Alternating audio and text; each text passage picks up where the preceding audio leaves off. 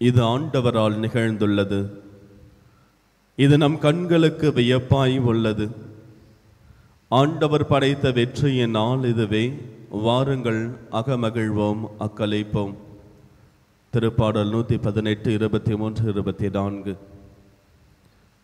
இது ஆண்டவரால் நிகழ்ந்துள்ளது, நம் கண்களுக்கு வியப்பாய் உள்ளது. ஆண்டவர் இயேசு கிறிஸ்து 12 சீடர்களை தேர்ந்தெடுத்த பின் அதிலே யூதாசு வழி தவறி சென்று விடுகின்றார். மீண்டும் ஒருவரை அந்த இடத்தை நிரப்புவதற்காக என்று சீடர்கள் முடிவு செய்கிறார்கள்.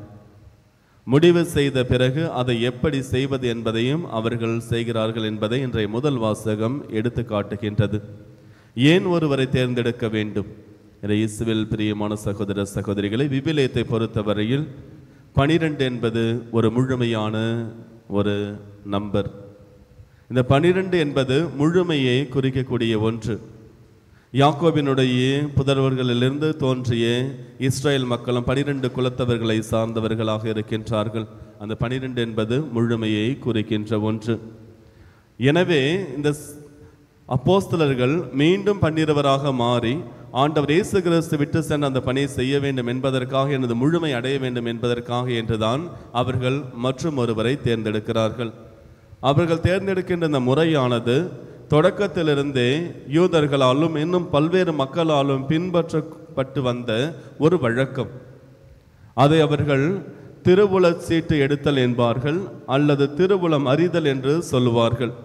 சீட்டுகளை குளிக்க போட்டு அதிலிருந்து ஒன்றை எடுப்பார்கள். எடுத்து இது சரியா தவறா என்பதை தெரிந்து கொள்வார்கள். அல்லது ஊரீம் தும்மீம் என்கின்ற 2 கட்டைகளை உருட்டி விடுவார்கள். உருட்டி விட்டு அதன் மூலமாக கடவுளுடைய திருவுளத்தை அறிந்து கொள்வார்கள். இதை அவர்கள் கோவிலில் உள்ள அந்த திருப்பிடத்திற்கு முன்னிலையிலே அவர்கள் இதை செய்வார்கள். செய்து கடவுளுடைய திருவுளத்தை அறிந்து கொள்வார்கள். பல நேரங்களில் அரசர்கள் குருக்களிடத்தில் சென்று போருக்கு செல்லலாமா வேண்டாமா என்று கடவுளுடைய திருவுளத்தை அறிந்து சொல்லுங்கள் என்று கேட்பதும், அவர்கள் இந்த மாதிரி சீட்டுகளை அல்லது இந்த கட்டைகளை உருட்டிவிட்டு கடவுளுடைய திருவுளத்தை அறிந்து சொல்வதும் வழக்கம். அந்த வழக்கத்தை பின்பற்றி தான் இன்றைய முதல் வாசகத்திலே நாம் பார்க்கின்றோம். 120 சீடர்கள், ஆண்டவர் இயேசுவின் சீடர்கள் அங்கே குழுமி இருக்கின்றார்கள்.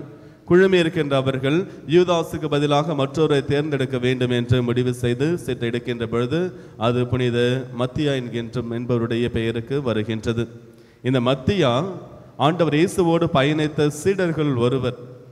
அவர் திருத்தூதர்களில் ஒருவராக இல்லாமல் இருந்தாலும் சீடர்களில் ஒருவராக அவரோடு இருந்து அவரோடு பயணித்து அனைத்தும் அறிந்திருந்த ஒருவர். எனவே தான் பேதுரு சொல்லுகின்றார், நம்மோடு இவ்வளவு காலம் இருந்தவர்களில் ஒருவரை யூதாசிற்கு பதிலாக நாம் தேர்ந்தெடுப்போம் என்று அவர்கள் சீட்டு குலுக்கி போடுகிறார்கள். அதிலே மத்தியா பெயர் வருகின்றது. மத்தியா என்றால் கடவுளின் கொடை என்பது பொருள். மத்தியா என்றால் கடவுளின் கொடை என்பது பொருள். இந்த மத்தியா தேர்ந்தெடுக்கப்பட்ட பிறகு கடவுளுக்கு என்று முழுமையான ஒரு ஊழியம் செய்கின்றார். ஆண்டவர் இயேசு கிறிஸ்துக்காக என்று தன்னையே அர்ப்பணித்து செய்கின்றார். எவ்வாறு மற்ற திருத்தூதர்கள் பணியை செய்தார்களோ அதே போன்று இவரும் தான் அழைக்கப்பட்ட அந்த அழைப்பிற்கு ஏற்றவாறு பணியை செய்கின்றார். கடைசியிலே மறை சாட்சியாக அவரும் ஆண்டவர் இயேசுக்காக என்று தனது உயிரை கொடுக்கின்றார். ஆண்டவர் இயேசு கிறிஸ்து கொடுத்த விழுமியங்களையும் ஆண்டவர் இயேசு கிறிஸ்து பறைசாற்றி அந்த நற்செய்தியின்படியும் வாழ்ந்து தனது உயிரை கொடுக்கின்றார். இயேசுவில் பிரியமான சகோதர சகோதரிகளை, இன்று நாம் ஒவ்வொருவரும் இறைவனுடைய திருவுளப்படி வாழ அழைக்கப்பட்டிருக்கின்றோம். இறைவனுடைய திருவுளப்படி மத்தியா தேர்ந்தெடுக்கப்பட்டாலும் கடைசி வரையில் இறைவனுடைய திருவுளப்படியே அவர் வாழ்ந்து இறந்திருக்கின்றார். இறைவனோடு இருக்கின்றார். புனிதராக நமக்காக பரிந்து பேசிக் கொண்டிருக்கின்றார். இன்றும் கடவுள் நம் ஒவ்வொருவரையும் தேர்ந்தெடுத்திருக்கின்றார். ஒரு குறிப்பிட்ட வாழ்வு வாழ்வதற்காக என்று, ஒரு குறிப்பிட்ட பணியை செய்வதற்காக என்று கடவுள் நம்மை தேர்ந்தெடுத்திருக்கின்றார்.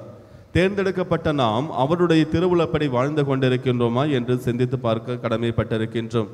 அவருடைய திருவுளப்படி நாம் வாழ வேண்டும்.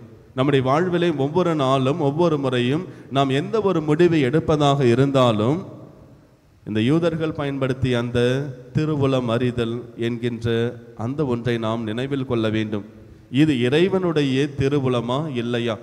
இதை நான் செய்யலாமா செய்யக்கூடாதா என்பதை நாம் இறைவனிடத்தில் ஜெபித்து அவரிடத்தில் அனுமதி பெற்ற பிறகு நாம் எந்த காரியமாக இருந்தாலும் செய்ய வேண்டும். நம்முடைய வாழ்வில் எதுவாக இருந்தாலும் சரிதான்.